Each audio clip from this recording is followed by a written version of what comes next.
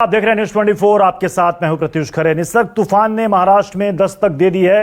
निसर्ग तूफान मुंबई के पास अलीबाग से टकराया और उस दौरान तूफान की रफ्तार करीब 110 किलोमीटर प्रति घंटा रही। वहीं निसर्ग के महाराष्ट्र पहुंचने पर मुंबई में भी इसका असर देखने को मिला। समंदर में लहरें उठी, कई जगह पेड़ उखड़ गए।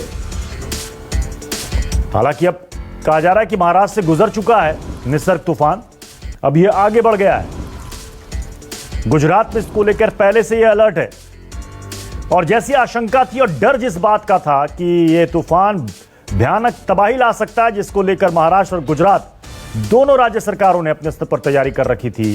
केंद्र सरकार भी इस पर लगातार नजर बनाए हुए है। अभी भी मुंबई में जो जिस बात का डर था, कहा जा रहा है कि अभी तक मुंबई में इस तरह का कोई बड़ा नुकसान नहीं हुआ। हां, इसके अलावा रायगढ़ में, पालघर में, इन इलाकों में, ठाणे में, इन इलाकों में खबरें ये आ रही है कि वहां पर कुछ नुकसान हुआ। हालांकि तूफान जब थमेगा पूरी तरीके से, उसके बाद ही इसका आकलन किया जा सकता है। अम्फान तूफान आपको याद होगा, हाल ही में उसने पश्चिम बंगाल में, ओडिशा में किस तरीके की तबाही मचाई थी, आपने देखा था। और इसको लेकर राहत का भी ऐलान किया केंद्र सरकार ने अपनी तरफ से दोनों राज्यों के लिए, और इसी बात का डर निसर्ग को लेकर भी था। लेकिन निसर्ग ने अभी तक कोई बड़ा नुकसान नहीं किया। ये 5 तस्वीरें आपको दिखा रहे हैं। निसर्ग तूफान जब आया, अपने साथ तेज हवाएं 110 से 120 किलोमीटर प्रति घंटे की रफ्तार से हवाएं लेकर साथ में आया, बारिश साथ लेकर आया।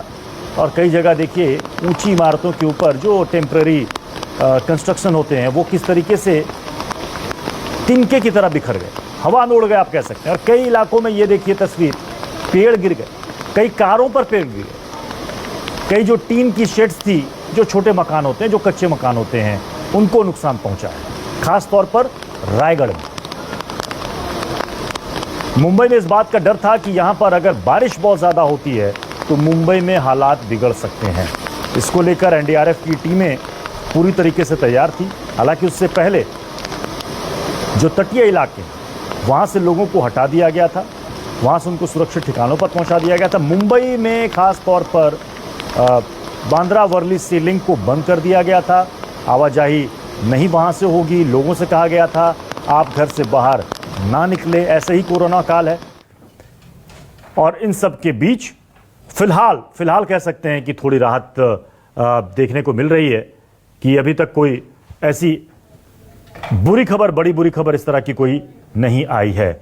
हमारे साथ भूपेंद्र गुजरात से जुड़ रहे हैं और साथ ही सचिन पर अब हमारे साथ मुंबई से जुड़ रहे हैं, और हमारे साथ एक खास मेहमान भी हमारे साथ जुड़ रहे हैं,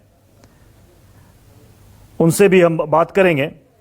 हमारे साथ हैं केजे रमेश जी, जो कि पूर्व डीजी हैं आईएमडी के। सबसे पहले मैं आपके पास आ रहा हूं सचिन, जरा बताइए क्या मुंबई में जो आशंका थी उतना असर ये तूफान कर पाया? मुंबई के अलावा आसपास के जिलों में कहा जा रहा है, खासतौर पर रायगढ़ में, वहां नुकसान हुआ है।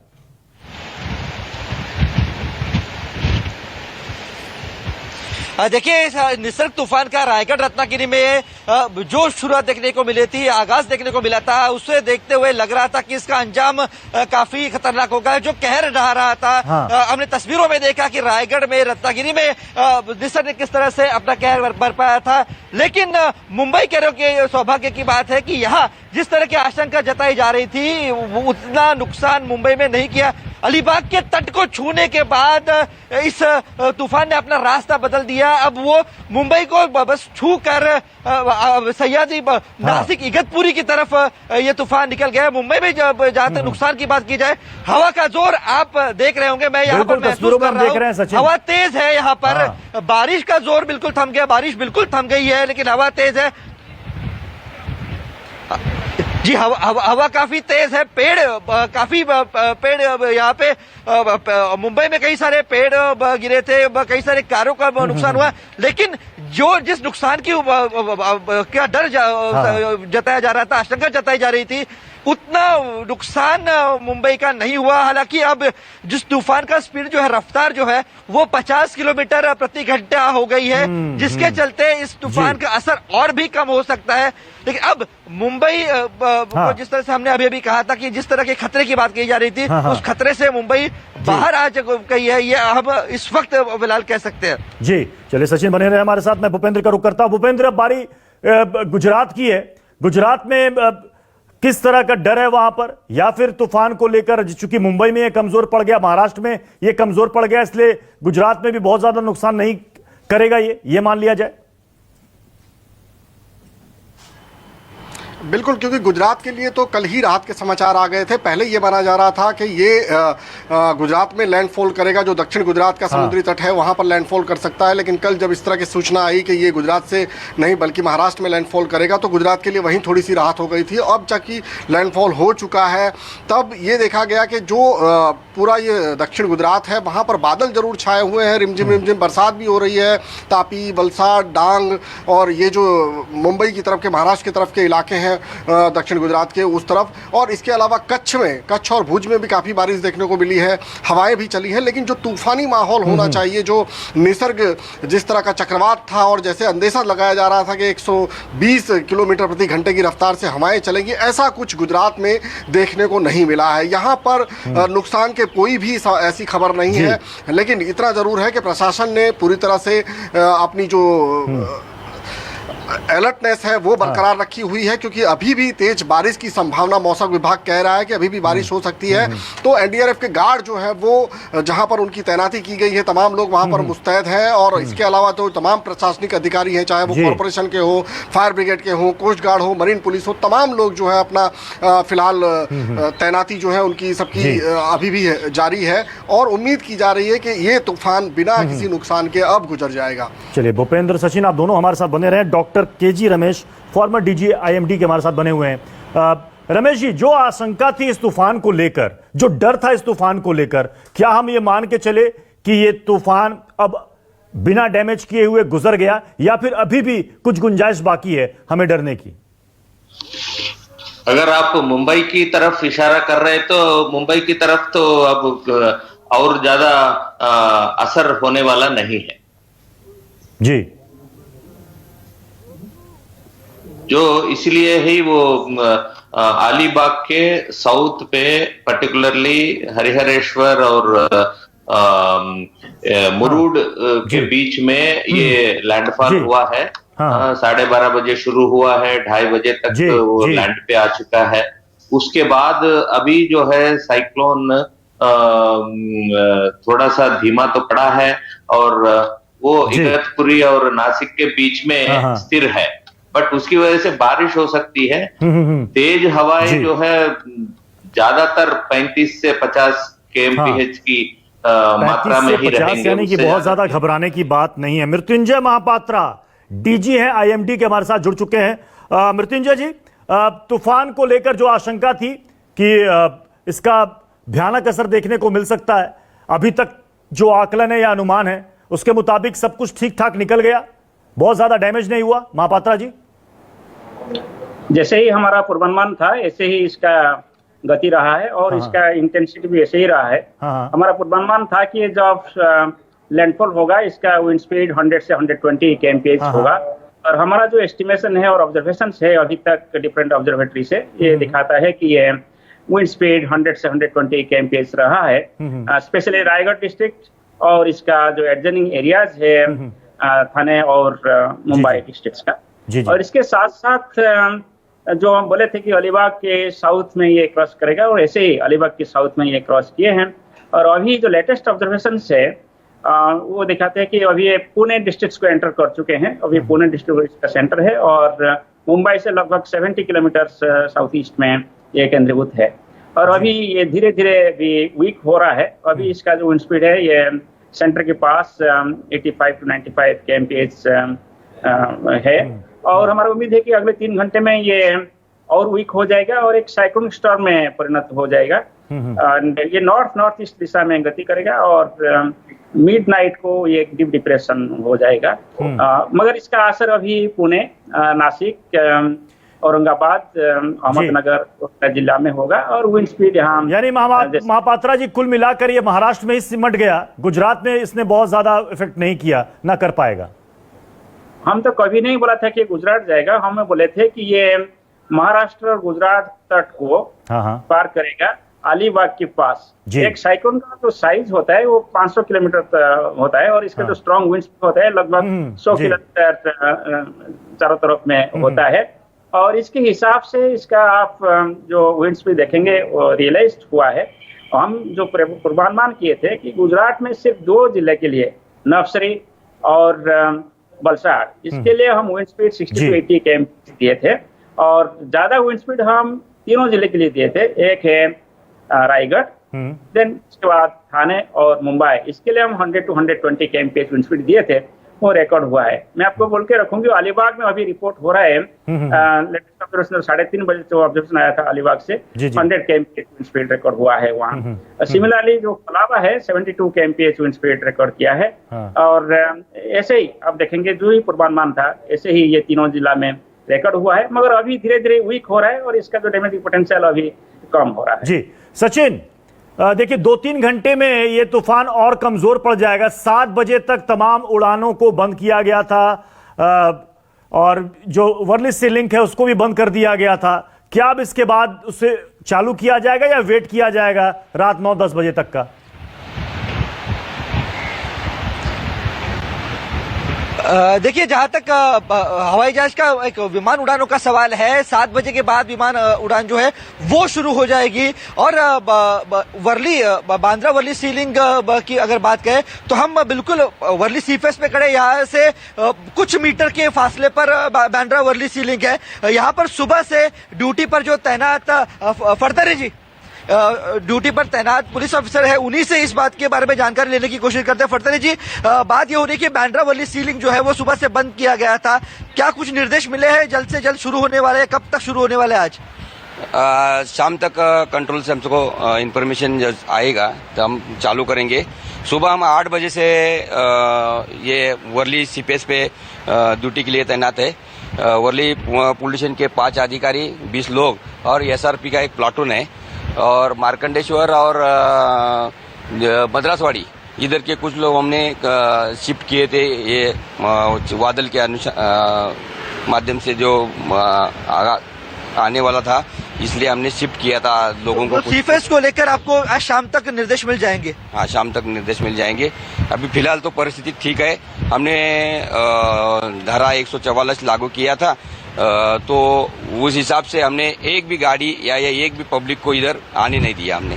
देखिए, ये वो जगह है, यहाँ पर सैलानियों का यहाँ पर मेला लगा रहता है, यहाँ पर बहुत लोग आते मिलते हैं। इसीलिए फरतरे जी ने जो बात कही कि यहाँ पर 144 धारा जारी करने के बाद किसी को भी आने नहीं दिया गया था। और जहां तक सी लिंक की बात है, बांद्रा वर्ली सी लिंक है, वो शाम तक शुरू हो सकती है। हालांकि इस बात के निर्देश नहीं मिले हैं, लेकिन शाम तक इस मामले में निर्देश मिल जाएंगे। चूंकि मुंबई का खतरा जो था, निसर्ग तूफान से होने वाला खतरा, जिस तरह की आशंका जताई जा रही थी, उतना नुकसान नहीं किया, जिसके चलते बांद्रा वर्ली सीलिंग आज रात तक शुरू हो सकता है। आधिकारिक जानकारी इस बात की थोड़ी देर में जारी की जाएगी। इस मामले में निर्देश जो है वो जारी किए जाएंगे। तो कुल मिलाकर मुंबई का जनजीवन कोरोना के बाद जिस तरह से पटरी पर आ रहा था, उस तरह से पटरी पर थोड़ा थोड़ा आना फिर एक बार शुरू हो सकता है। जी चलिए सचिन, बने रहे आप हमारे साथ। डॉक्टर केजी रमेश, इस तरह के तूफानों में सबसे ज्यादा डर किस बात का रहता है?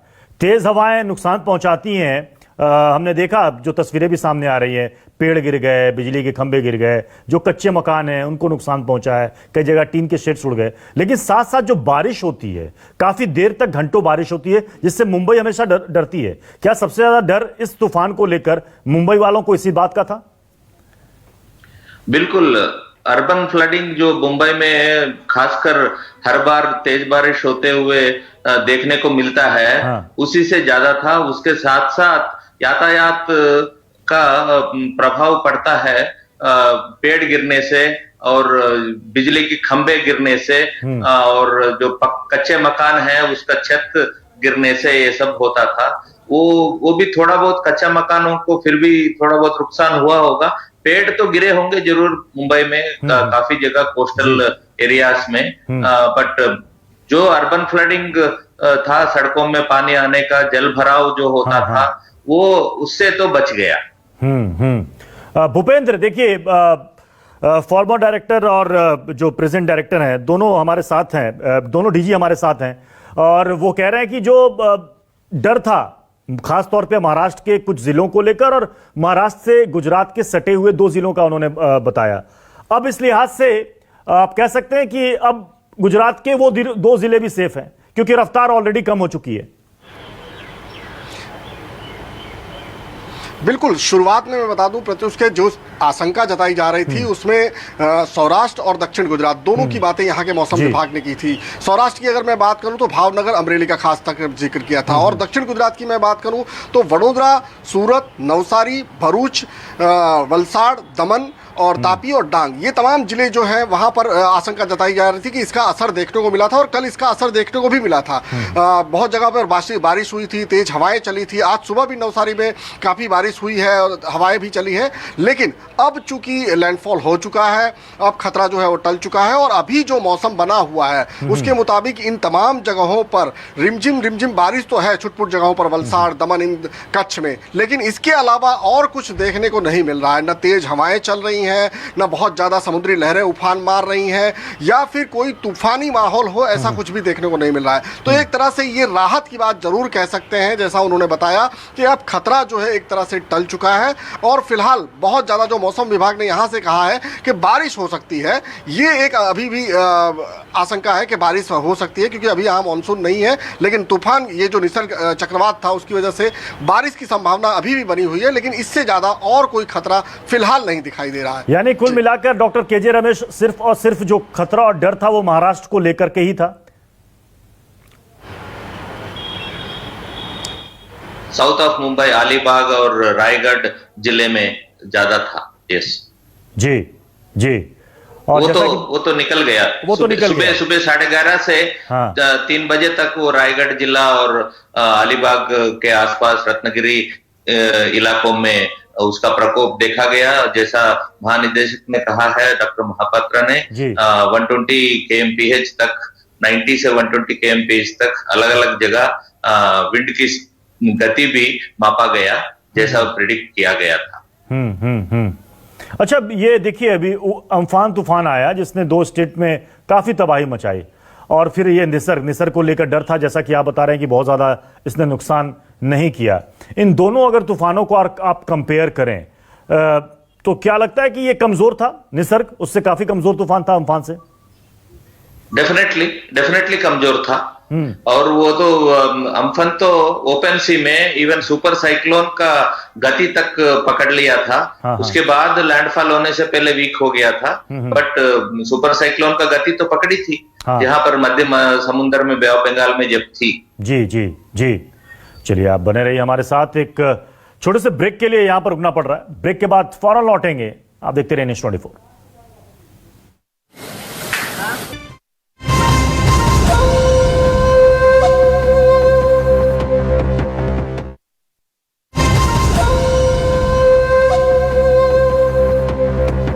तो आज हम बात कर रहे हैं निसर्ग तूफान की। महाराष्ट्र के कुछ जिलों में इसका असर देखने को मिला है। मुंबई को लेकर जिस बात की आशंका या फिर डर था मन में, वो उस लिहाज से नुकसान नहीं पहुंचा पाया।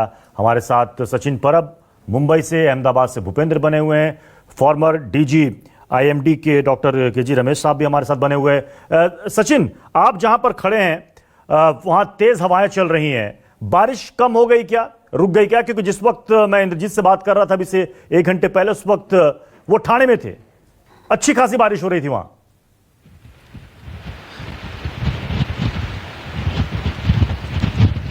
हाँ बिल्कुल, हवा तेज चल रही है, बारिश थम गई थी, लेकिन अब फिर एक बार बारिश जोर पकड़ता नजर आ रहा है, बारिश पड़ती नजर आ रही है।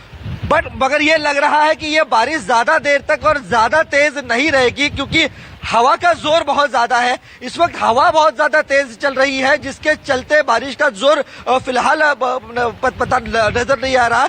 बारिश इससे ज्यादा आज दिन भर में होगी ऐसा लग नहीं रहा, कम से कम दक्षिण मुंबई की अगर बात की जाए, क्योंकि हम दक्षिण मुंबई में इस वक्त है, जहां पर हवा का जोर काफी देखने को मिल रहा है।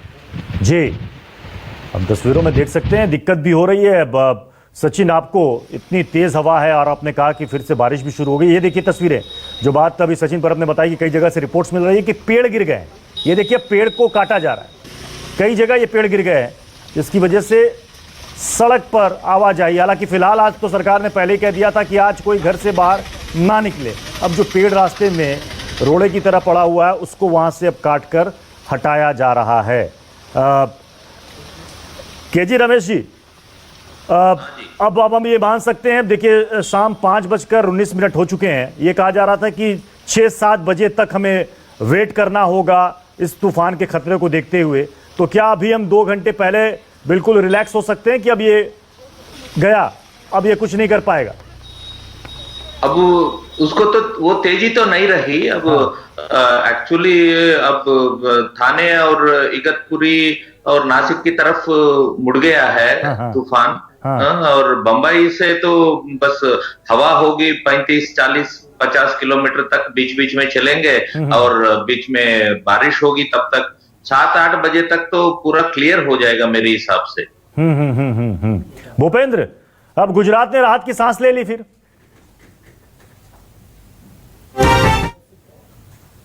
ले ली है, लेकिन ऐसा नहीं है कि तंत्र बिल्कुल सुस्त हो गया है। अभी भी तमाम जो एनडीआरएफ की टीमें हैं, प्रशासनिक अधिकारी है, कॉरपोरेशन है, फायर डिपार्टमेंट है, कोस्ट गार्ड है, वो तमाम अभी भी पूरी तरह से चौकस हैं। उनकी निगाहें लगातार हर घटना पर बनी हुई है, क्योंकि बारिश अभी भी आने की आशंका है। और इसके अलावा तूफान तो खैर गुजर चुका है, लेकिन उसके बावजूद अगर मौसम करवट बदलता है तो जो चौकसी उन्होंने अब तक बरती हुई है वो कुछ घंटों तक अभी भी जारी रहेगी।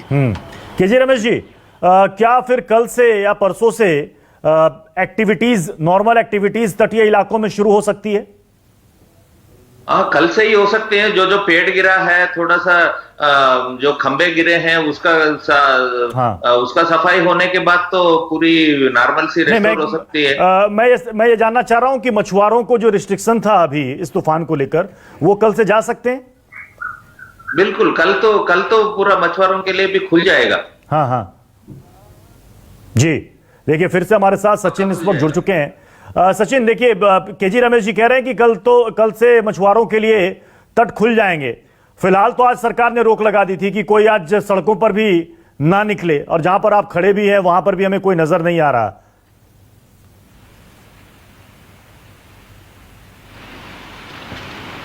हाँ बिल्कुल, राज्य के मुख्यमंत्री उद्धव ठाकरे ने ये बात अपने संबोधन में, जब राज्य की जनता से संबोधित, राज्य की जनता को जब वो संबोधित कर रहे थे, तब उन्होंने कहा था कि लॉकडाउन हटाने की प्रक्रिया जब से शुरू हो गई थी, मिशन बिगिन अगेन जब शुरू हो गया था, तब जो चीजें शुरू हो गई थी अब 2 दिन के लिए बंद रहेंगी। यानी आज और कल भी दोपहर 12 बजे तक शायद दुकानें और बाकी लोगों की आवाजाही बंद रहेगी। लेकिन यह एहतियात के तौर पर है।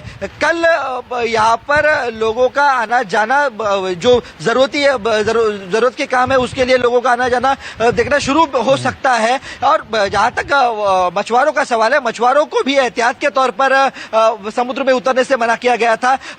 तो सुबह कुछ मछुआरों से भी हम बात कर रहे थे, उनका ये कहना था कि हम देखेंगे तूफान के हाल का क्या है, क्योंकि वो आईएमडी के निर्देश से ज्यादा अनुभव, उनका जो तजुर्बा है उस पर ज्यादा विश्वास रखते हैं। तो उनका ये कहना था कि हमें नहीं लगता कि कल भी हमें समुद्र में उतरने में कोई किसी तरह की मुश्किल होगी। तो ये मोटा मोटी हम ये कह सकते हैं कि कल मछुआरे समुद्र में उतर सकते हैं और अपना काम जो है वो जारी कर सकते हैं, रख सकते हैं।